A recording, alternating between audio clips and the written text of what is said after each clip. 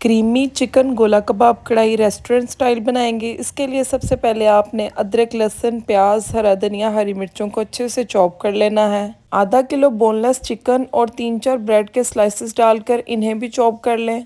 चलें जी, इस मिक्सचर को किसी खुले बर्तन में निकाल लेते हैं। इसमें नमक, मिर्च, हल्दी, जीरा पाउडर, धनिया पाउडर, कुटी लाल मिर्चें, थोड़ा सा दही, 1 नींबू का रस, 2 बड़े चम्मच खाने वाले घी शामिल करके और half table spoon baking powder add कर देंगे। अच्छे से मिक्स करने के बाद गोला कबाब की शेप दे लेंगे।